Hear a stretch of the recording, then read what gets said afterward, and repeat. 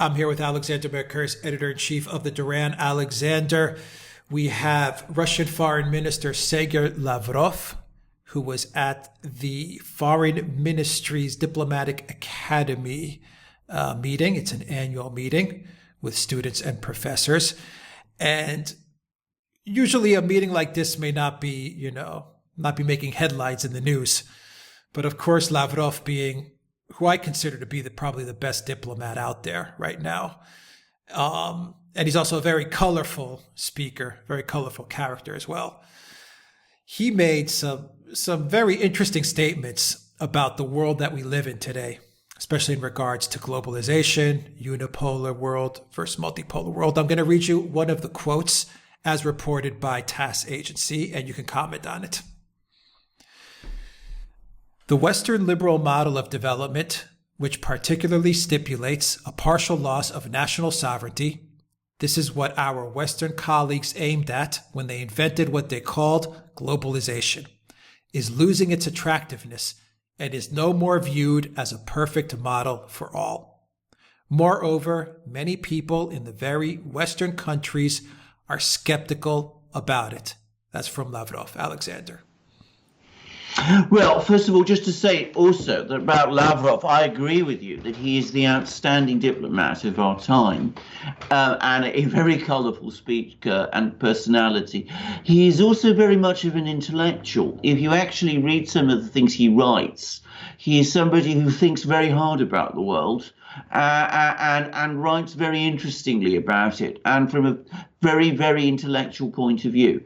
And what he is doing here is he is putting a position to the future generation of Russian diplomats, and Russia produces outstanding diplomats. I mean, he's an outstanding foreign minister who heads a whole tradition and a whole corps of diplomats from the Russian foreign ministry of exceptional quality. And he is stating what I think more and more people are actually seeing. The first thing to say is that Lavrov is absolutely right.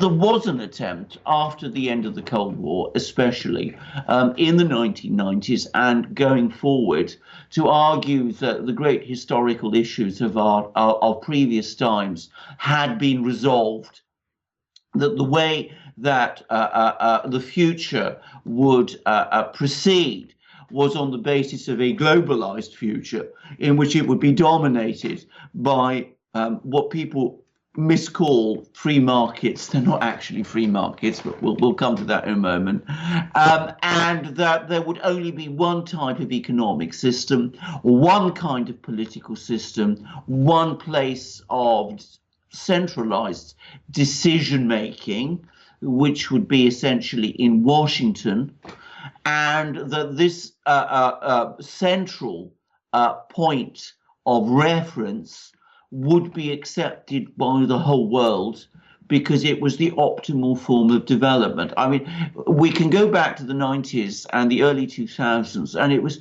really quite remarkable to what an extent those views would be articulated. And we saw policies that were very much followed around the world to make things conform to that view. So we saw attempts to sort of unify financial markets, to make movements of financial capital around the world more and more open, and at the same time to structure international affairs around the objective of keeping them open so as to benefit this supposed liberal world order that was being created around, with the whole world revolving around this one center, which, as I said, was in Washington. And what Lavrov is saying is that what has actually happened is that this center is becoming less and less attractive to more and more people. It was always opposed by the Russians, who always felt that they had been marginalized as a result of it, and that their national interests and Russia's national interests, which we must always remember were the national interests of the Russian people, were being sacrificed to achieve this objective. That was why Russia went through this terrible economic and political crisis in the 1990s. It was a major victim of these processes.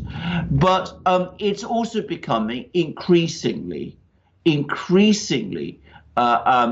unacceptable to more and more people in the West, who are gradually coming to understand that what globalization actually does by eroding the nation state is that it is removing from people the ability to exercise any control through democratic and national institutions over their lives. Because how can you vote in an election to your own parliament for a government that will carry out the kind of policies you want it to carry out if that government is not ultimately accountable to you, but to that one centre and to the interests of that elite that essentially runs this globalist world? And the other consequence of this process is, of course, that we have seen inequality rise and increase to astonishing levels as the result of this order, this neo-globalist order, this globalist order, was that the benefits inevitably accrued to a tiny minority of people, far fewer than 1%, who are the people who are able to manipulate that one single center, the center of power, which is in Washington, and on whose behalf that center of power essentially administers the system. So Lavrov has very eloquently and very concisely pointed out in that comment both the nature of what was being attempted in the 1990s and the early 2000s, and the extent to which the attempt to impose that model is now provoking more and more resistance, as we see right across Europe with so-called populist parties, nationalist parties, sometimes right-wing nationalist parties, more often than not right-wing nationalist parties in places like Hungary, Poland, Slovakia, Britain, Spain, Italy, but also sometimes left-wing nationalist parties like the Five Star Movement in Italy, Jean-Luc Mélenchon's party in France. But they all have one thing in common: they are resisting this trend towards globalization. They want to re-establish the nation state, but also proper accountability through national and democratic institutions to people, to ordinary people. And what inevitably comes from this, as they reassert nationalism, they are challenging the power of the global elite and of the single center, the center that administers or has been trying to administer the whole system. Right. The globalist center has definitely led to an erosion of sovereignty.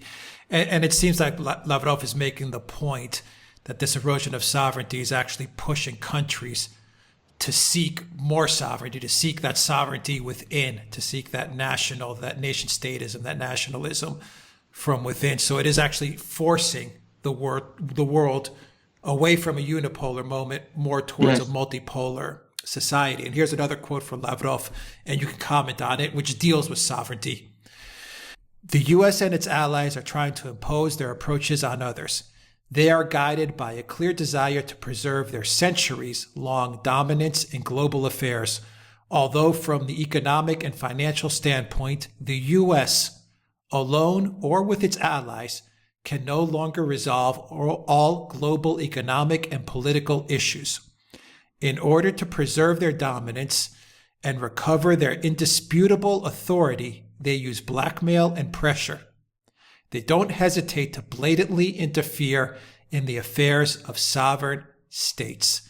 Once again, Alexander, this quote from Lavrov seems to suggest that this globalist center in DC, they're eroding the sovereignty of societies for their own benefit, but in the end of the day, it's having a reverse effect. Yeah, that's exactly right. I mean, if I may say, What Lavrov is also building on there is something that was said by his boss, President Vladimir Putin of Russia, way back in 2007 in Munich at the Munich Security Conference, where he spoke up. Putin spoke up very presciently about the danger of having one center of decision making in the world. And implicit in that speech of Putin and explicit in these comments of Lavrov is the fact that this center, as it senses that resistance to this attempt to create a globalized world, as it senses that that resistance is increasing, it would react with more and more force to try to get its own way. So we've seen, and he's absolutely right, we've seen all the regime change plans, the color revolutions in places like Yugoslavia, Ukraine, Georgia, wherever.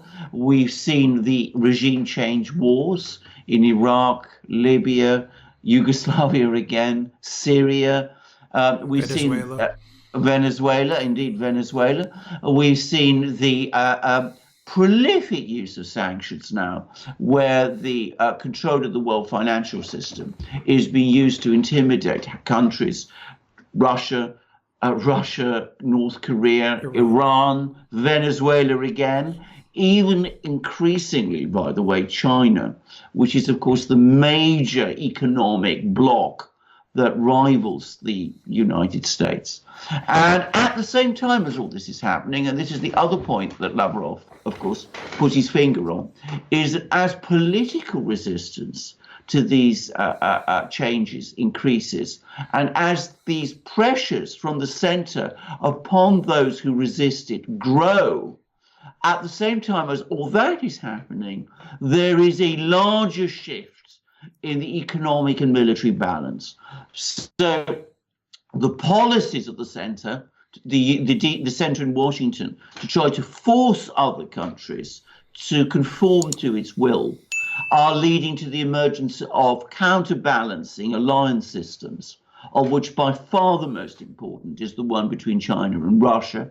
And of course, with the rise of the Chinese economy and the stabilization of the Russian economy, which, as I firmly predict, will increasingly move into ever stronger growth in the next few years, we also see a major shift in the economic balance of power. So what Lavrov is saying is that not only is the globalist center becoming more aggressive in its policies, but it is also, and not only is it running into more resistance, but it is sensing its loss of power as the power of those that are resisting it is growing.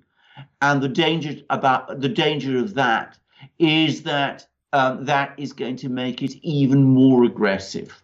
And of course, being a historian, which Lavrov is, he also gives an extra dimension to that by pointing out that this attempt by the United States, or rather by, let's be clear, by Washington, by the globalist forces in Washington, centered on Washington, to impose this globalist order is, in a sense, a progression from a long period of history when political and economic power was dominated by the Western states, something that really began in the 18th century, but which is now coming to a close. And that the fact that they've had these long centuries of dominance makes it psychologically very difficult for the Western powers not only to give up their globalist mission, but to accept that they are no longer going to be the center of world power as they have historically been. And that is also going to make them more aggressive. So it was quite an impressive tour de horizon, to use the expression that's sometimes used by the Russian foreign minister, who, as I said, is something of an intellectual. And we see how Russian diplomats are much more sophisticated in grasping these big issues than diplomats in the West often are. Compare the sophistication of this analysis with the kind of banalities and cliches that come out of Washington and of other Western capitals today. Exactly. Yeah, Alexander, to wrap it up, can you perhaps put your finger on one moment in history, maybe in the last 10, 20 years, 10, 20, 30 years? I don't want you to go back too far. No. Maybe one moment in time where the globalist, the unipolar movement took things too far. Yes. Kind of like a rubber band stretching, and maybe they stretched it too far, so now you're having the reverse reaction and it's snapping back. For me, I think the one moment in history where they went too far and it actually started this reaction where countries started to say, whoa, wait a minute, this is getting dangerous. To me, I would put my finger on it and say it was when they attacked Serbia. I was going to say exactly the same thing. In fact, I'm going to put my finger on the precise moment during that war, the bombing war on Serbia. And just to let everyone know, me and Alexander did not coordinate on this at all. Absolutely. We did not. But there was a specific moment during it when the Russian Prime Minister, Yevgeny Primakov, who was flying to Washington to meet the U.S. government, in mid-flight during that bombing, turned his plane round and decided to go back home because it was so obviously unacceptable to the Russians. It's also, by the way, equally unacceptable to the Chinese, who were horrified by what had happened, and to many, many people around the world.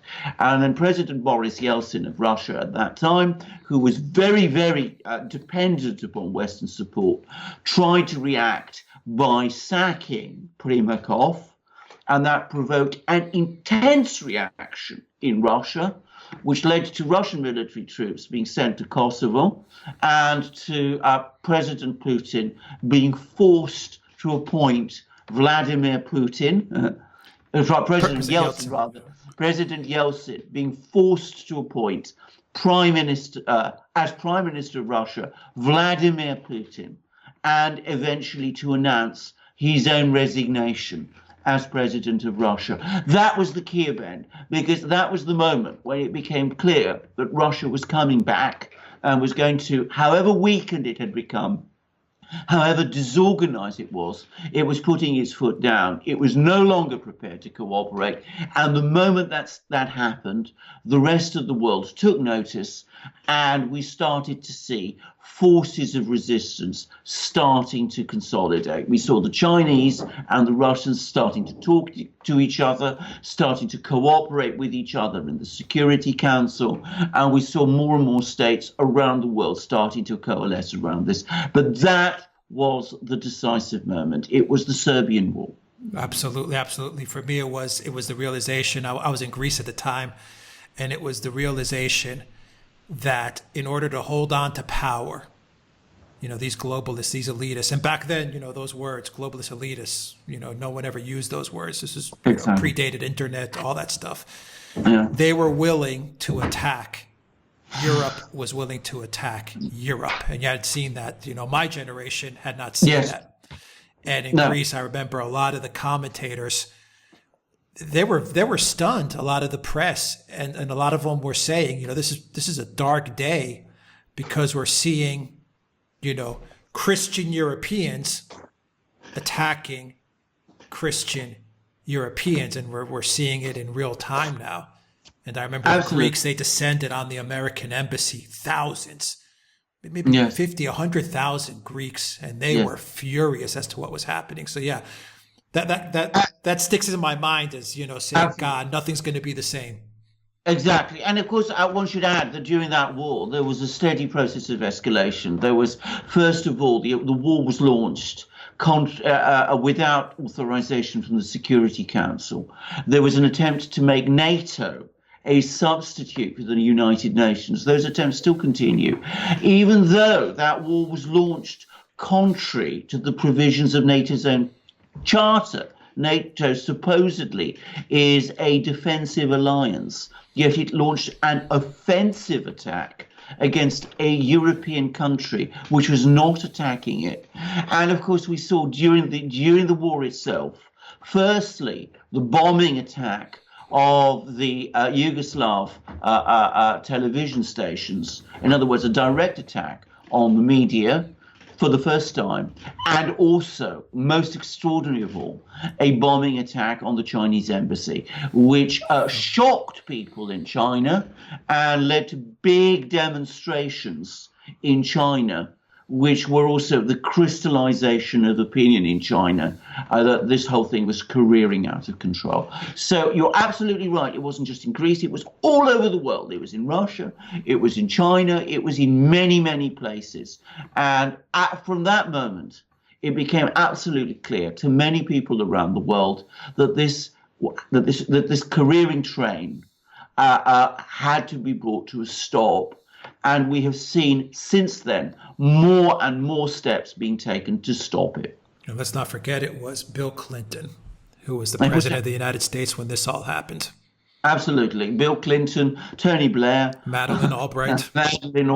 all these terrible people, they were all involved in it. They were involved in it up to their ears. And so people who talk about this whole, regime change wars and all that, having been begun by George W. Bush and Dick Cheney and all those other terrible people. In fact, it was the administration that came before. It was Clinton, it was Albright, it was Blair. It was, in effect, the people who claimed that they were the left.